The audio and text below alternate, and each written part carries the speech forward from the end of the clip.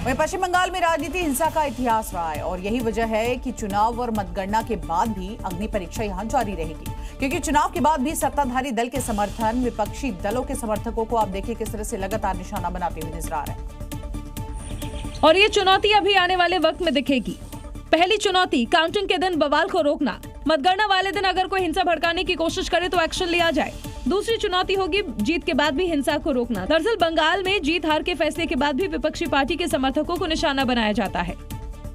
यही वजह है कि अमित शाह ने पहले ही से लेकर केंद्र का स्टैंड क्लियर कर दिया है।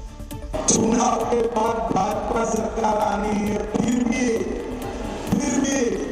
60 दिन तक सीआरपीएफ यही रहने वाली है।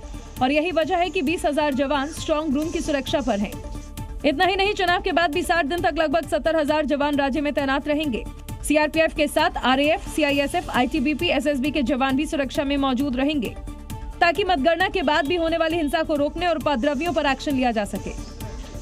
वहीं पश्चिम बंगाल में विवाद खत्म होने का नाम ही नहीं ले रहा है और ताजा मामला आया है फाल्टा विधानसभा क्षेत्र से, जहां पर एक गांव में तृणमूल कार्यकर्ताओं पर हमले का बड़ा आरोप लगा है। और हमले से परेशान होकर बीजेपी समर्थकों ने जमकर हंगामा किया, साथ ही नेशनल हाईवे को बंद कर दिया। इस दौरान वहां जमकर बवाल मचा। गांव वालों का आरोप है कि वोटिंग वाले दिन कुछ लोगों को वोट देने से रोका गया, साथ ही घर में घुसकर हिंदू महिलाओं को परेशान किया गया, जिसके विरोध में नेशनल हाईवे को बंद कर दिया गया। वहीं मामले की सूचना पर पुलिस ने मोर्चा संभाला, गाँव वालों से बातचीत की। इस दौरान सुरक्षा बलों ने नेशनल हाईवे को दोबारा से खोल दिया। वहीं बीजेपी ने इस पर कड़ी प्रतिक्रिया दी, साथ ही 4 मई के बाद सब कुछ शांत होने की बात कही। तो जैसे आदरणीय गृह मंत्री जी ने बताया कि 2 महीने तक कम से कम सेंट्रल फोर्सेस रहेंगे, और सबसे बड़ी बात है इस बार बीजेपी की सरकार जब बनेगी तब तो पोस्टपोल वायलेंस होने की बात ही नहीं आएगी। पश्चिम बंगाल में सियासी बवाल थमने का नाम नहीं ले रहा है। हर गुजरते दिन के साथ नया बवाल शुरू हो रहा है। पश्चिम बंगाल चुनाव में वोटिंग और नतीजों के बीच ही अब देखिए किस तरह से वक्त ने माहौल गर्मा दिया। लगातार हो रही हिंसा से बंगाल की स्थिति बिगड़ती जा रही है, जिसे संभालना मुश्किल यहां पर साबित होता हुआ दिखाई दे रहा है। बंगाल के अलग अलग शहरों से आई ये तस्वीरें इसी की गवाही दे रही है कि नतीजों से पहले ही बंगाल सुलगने लगा है।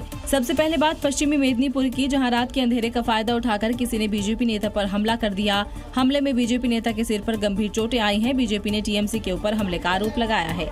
वहीं मुर्शिदाबाद के रानीनगर विधानसभा इलाके में टीएमसी समर्थकों ने सीपीआईएम एजेंट को घेर लिया और आपसी कहासुनी के बाद उसके साथ मारपीट शुरू कर दी। वहीं मालदा में भी चुनाव खत्म होते ही हिंसा शुरू हो गई। कुछ लोगों ने रतुआ के 3 नंबर मंडल अध्यक्ष के ऊपर हमला कर दिया। सोनारपुर में भी हिंसा की खबरें सामने आई हैं। चुनाव के बाद सोनारपुर में बूथ में घूम कर माहौल बिगाड़ने की कोशिश की गई। वहीं चुनाव खत्म होने के बाद हिंसा रोकने के लिए सुरक्षा कड़ी कर दी गई है। करीब 75,000 अर्धसैनिक बलों के जवान तैनात हैं। हर जगह स्ट्रॉन्ग रूम की भी सुरक्षा बढ़ा दी गई है।